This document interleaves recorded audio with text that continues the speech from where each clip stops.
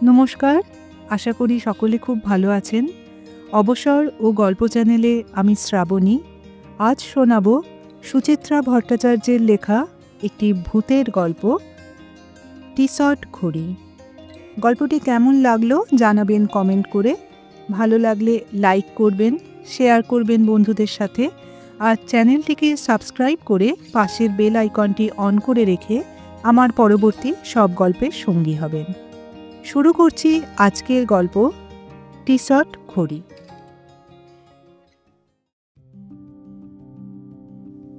Park স্ট্রিটের footpath ধরে হাঁটছিলেন মৃণাল মাইতি।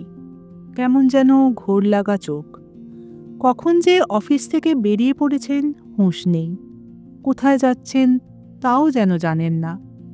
পথ চলতি লোকজনকেও খেয়াল করছেন না সেভাবে, হেঁটেই চলেছেন একটানা। মল্লিক বাজারের মোড়ে পৌঁছেও থামলেন না মৃণালবাবু। শেষ বিকেলে সামনের বড় রাস্তা মানুষ আর গাড়িতে ঠিক ঠিক করছে। কোনো কিছুতেই ভ্রুক্ষেপ না করে লম্বা লম্বা পায়ে চলে গিয়েছেন ওপারে। হঠাৎই সম্বিত ফিরল। তিনি কোথায় ঢুকে পড়লেন? পার্ক স্ট্রিট সমাধিস্থানে। আজ আবার? এই নিয়ে পরপর 3 দিন হলো না? মৃণাল মাইতি হতবুদ্ধির মতো দাঁড়িয়ে রইলেন একটুক্ষণ। কি হচ্ছে ব্যাপারখানা? রোজ রোজ এই বেভুল দশা কেন? এমনিতে অবশ্য পুরনো ইতিহাসের উপর তার একটু ঝোঁক আছে। সমাধিস্থানে টানা ঘুরে ঘুরে দেখতে তিনি ভালোই বাসেন। তাই প্রথম দিন ঘটনাকে তেমন আমল দেননি। কাল খানিকটা অবাক হয়েছিলেন, কিন্তু আজ তিনি পুরোপুরি স্তম্ভিত। তিনি তো এত আনমনা মানুষ নন। মাথাটা ঝাঁকাতে ঝাঁকাতে সমাধিস্থান থেকে বেরিয়ে আসছিলেন মৃণালবাবু। হঠাৎ হাত ঘড়িতে চোখ পড়তেই বেদম চমকেছেন।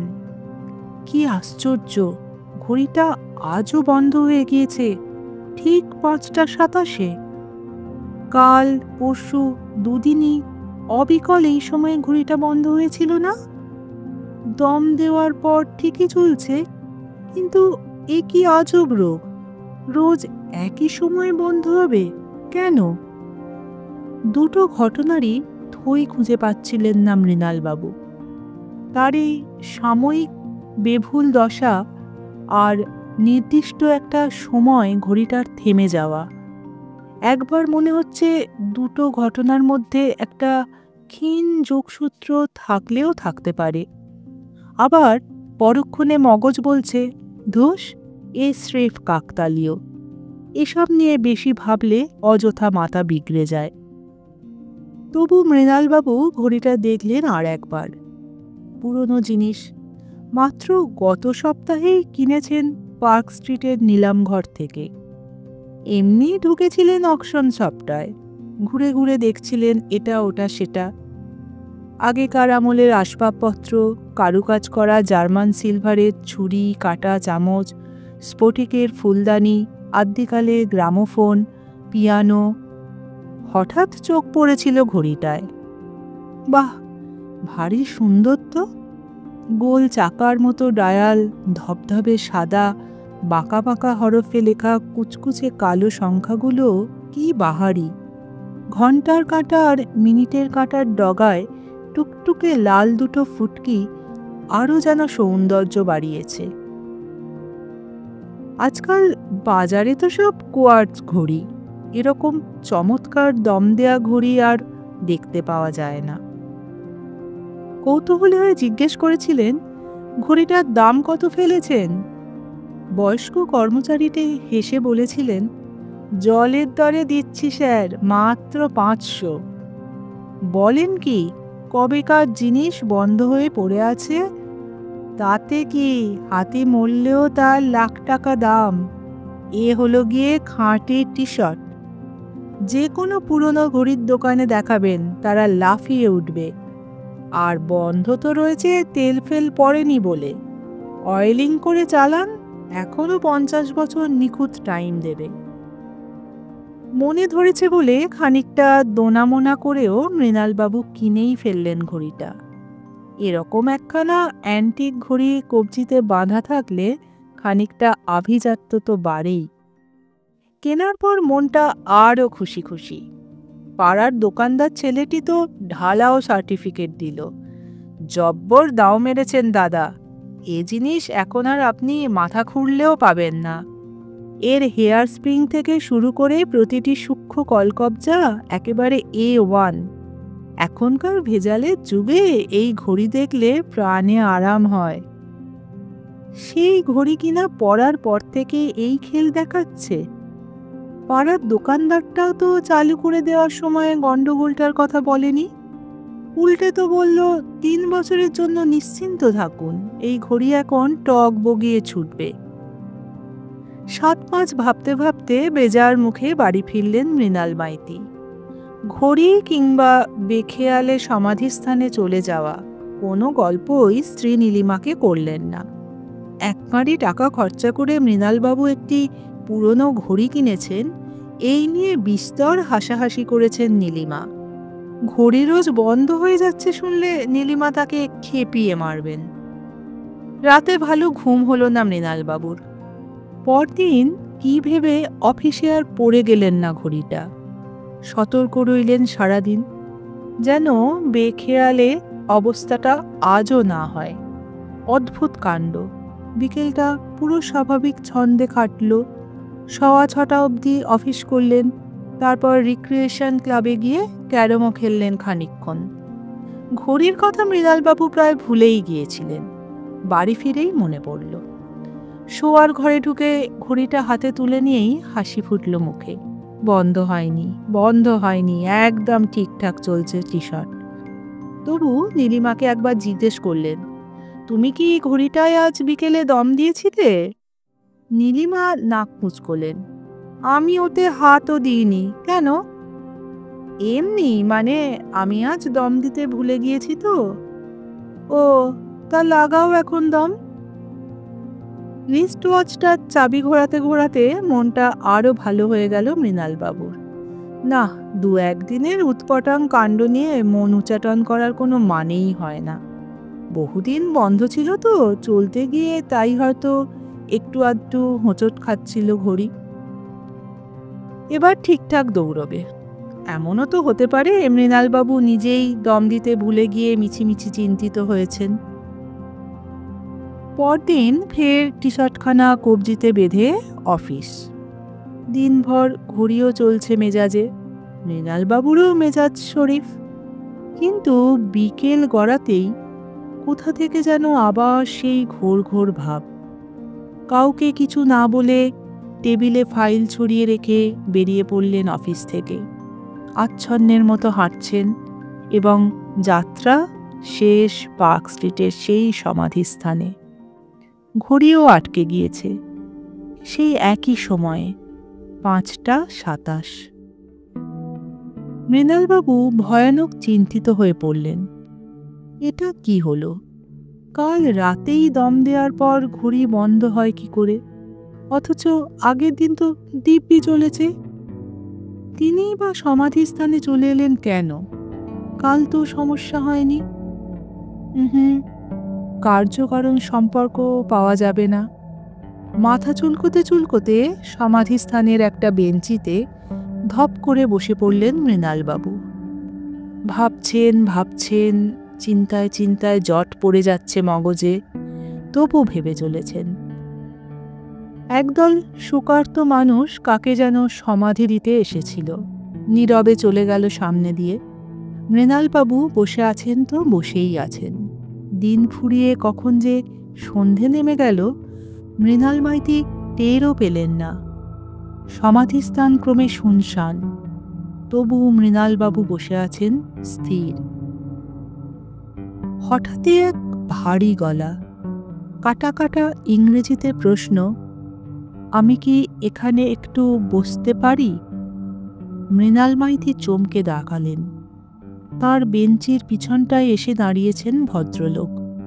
পরনে কালো স্যুট, মাথায় কালো হ্যাট, কপালের উপর টুপিটা অনেকটাই নামানো। আধো অন্ধকারে মুখটা প্রায় দেখাই যাচ্ছে না। ভদ্রলোক ফের সবিনয়ে বললেন, দয়া করে যদি অনুমতি করেন এখানে একটু। হ্যাঁ হ্যাঁ, বসুন না প্লিজ। ধন্যবাদ। ভদ্রলোক বসেছেন বেঞ্চিতে, তবে সামান্য তফাত রেখে। 2-4 সেকেন্ড চুপচাপ থেকে বললেন, এই বেঞ্চিটায় আমি রোজই এসে বসি। মৃণালবাবু আলগাভাবে বললেন, তাই বুঝি? হ্যাঁ, বসে বসে লোকজন দেখি, আপনাকেও দেখেছি। আপনি তো এই নিয়ে 4র্থ দিন এলেন, তাই না? মৃণালবাবু ছোট করে ঘাড় নাড়লেন, সঙ্গে সঙ্গে মনে করার চেষ্টা করলেন তিনি ভদ্রলোককে দেখেছেন কিনা। না, স্মরণে এলো না। ভদ্রলোক নিচু গলায় বললেন, দেখে মনে হয় আপনি খুব দুশ্চিন্তাগ্রস্ত। ঠিক বলছি? মৃণালবাবু অস্ফুটে বললেন, হ্যাঁ, মানে দুশ্চিন্তার কারণটা কি জানতে পারি? বলতে গিয়েও মৃণাল মাইতি থমকে গেলেন। আচ্ছা গায়ে পড়া লোক তো, তাছাড়া চেনা নেই জানা নেই, যাকে তাকে তার সমস্যার কথা তিনি বলবেনই বা কেন? ভদ্রলোক বুঝি মনের কথা পড়ে ফেলেছেন। বললেন, অচেনা লোক বলে অস্বস্তি হচ্ছে তো? আসুন না, আমরা পরিচয়টা সেরে ফেলি। আমার নাম রিচার্ড গোমস। আপনি? আমি মৃণাল মাইতি। ব্যাস, তাহলে আমরা পরস্পরের অপরিচিত রইলাম না, কি বলেন? এবার তাহলে আপনার সমস্যাটার কথা তো বলতে পারেন, ঠিক কিনা? মৃণালবাবু সন্দিগ্ধ চোখে ভদ্রলোকের দিকে তাকালেন এক ঝলক। মতলবটা যে কি বোঝা যাচ্ছে না। পাগল টাগল নয় তো? অনেক সময় তো পাগলরা এসে সমাধিস্থানে পড়ে থাকে। রিচার্ড খুক খুক হাসছেন। সংকোচ হচ্ছে তো? বেশ, তবে আগে আমি আমার কথাই বলি। কেন রোজ এখানে বসে থাকি জানতে কৌতূহল হচ্ছে নিশ্চয়ই। মৃণালবাবু দায়সারাভাবে বললেন, বলুন কি কারণ? আমার এক প্রিয়জন এখানে মাটির নিচে শুয়ে আছেন, খুবই ঘনিষ্ঠ, আত্মার আত্মীয় বলতে পারেন, ডিক। ও, তাকে ছেড়ে থাকতে পারি না, তাই বেচারার জন্য আমার ভারী কষ্ট হয়। সে যেই সমাধিতে ঢুকল, অমনি তার ছেলে মেয়ে নাতি নাতনি সব দুধ দাঁড়িয়ে অস্ট্রেলিয়া পাড়ি দিল। ওই বুড়োটার জন্য নাকি তাদের এই শহরে পড়ে থাকতে হচ্ছিল। ও, কবে মারা গিয়েছেন আপনার বন্ধু? এই তো মাত্র বছরখানেক। সঠিক হিসেব করলে আজ 11 মাস 17 দিন। বড় ছেলে দেশ ছাড়ল তার 2.5 মাস পরে, আর ছোটজন সপরিবার গেল এই সেদিন। এখনো পুরো 1 মাসও হয়নি। কি সব নচ্ছাদ ছেলে ভাবুন। বাবা মা সারা জীবন ধরে যে সংসারটা সাজিয়েছিলেন সেটা কিনা ভেঙে চুরে তছনছ করে দিল। মৃণালবাবুর মুখ দিয়ে বেরিয়ে গেল, সত্যি খুব দুঃখজনক। ডিকের সাধের জিনিসপত্রগুলো নিয়ে কি করলো জানেন? শটান নিলাম ঘরে ঢুকিয়ে দিয়ে গেল থোক কিছু টাকা নিয়ে। তার মধ্যে ডিকের খাট, আলমারি, easy chair, chair table, showcase, cabinet, এমনকি হাতঘড়িটাও ছিল। অথচ ওরা জানতো ওই ঘড়ি ছিল ডিকের প্রাণ। ঘড়িটা বেচে না দিয়ে ওরা কি সেটা বাপ ঠাকুরদার স্মৃতি হিসাবে রাখতে পারত না? মৃণালবাবুর কেমন যেন গা শিরশির করে উঠল। অকশন শপে হাতঘড়ি। রিচার্ড ফিসফিস করে বললেন, ডিক ঘড়িটাকে কত ভালোবাসত শুনবেন? বেচারা ক্যান্সারে ভুগছিল। যখন তার মরমর অবস্থা, তখন ছেলেদের বলেছিল তাকে কফিনে ঢোকাবার আগে ওই ঘড়িটা যেন তার হাতে পরিয়ে দেয়া হয়। কে কার কথা শোনে, যেই না ডিক 5:27 মারা গেল, অমনি ছেলেরা হাত থেকে ঘড়ি আংটি খুলে নিল আগে। মৃণালবাবুর বুকটা ধড়ফড় করে উঠল। কাঁপা কাঁপা গলায় বললেন, কটায় মৃত্যু হয়েছিল বললেন? 5:27 বিকেল। এ কি, আপনার মুখটা হঠাৎ ফ্যাকাশে হয়ে যাচ্ছে কেন? ঢোক গিলে মৃণালবাবু জিজ্ঞেস করলেন, টি শার্ট ঘড়ি ছিল কি? হ্যাঁ, ঝকঝকে সাদা ডায়াল, সংখ্যাগুলো ইটালিক্সে লেখা, সামান্য হেলানো আর কি। কাঁটা দুটো কালো। মৃণালবাবু বিড়বিড় করে উঠলেন, কাঁটায় দুটো ছোট্ট ছোট্ট লাল ফোঁটা। মনে হচ্ছে ঘড়িটা আমি চিনি। চেনাই তো উচিত। রিচার্ড আবার খুক খুক করে হাসলেন। ঘড়িটা যে আপনার হাতেই রয়েছে বলতে বলতে হাত বাড়িয়েছেন রিচার্ড। যদি দয়া করে ঘড়িটা আমায় দিয়ে দেন। মৃণালবাবুর শরীর পলকে হিম, গলায় স্বর ফুটছে না কোনো, হাঁটু দুটো কাঁপছে থরথর। চোখ বুজে ফেললেন আতঙ্কে। বোঝা চোখেই টের পেলেন একটা হাত এসে খপ করে চেপে ধরল তার কবজি।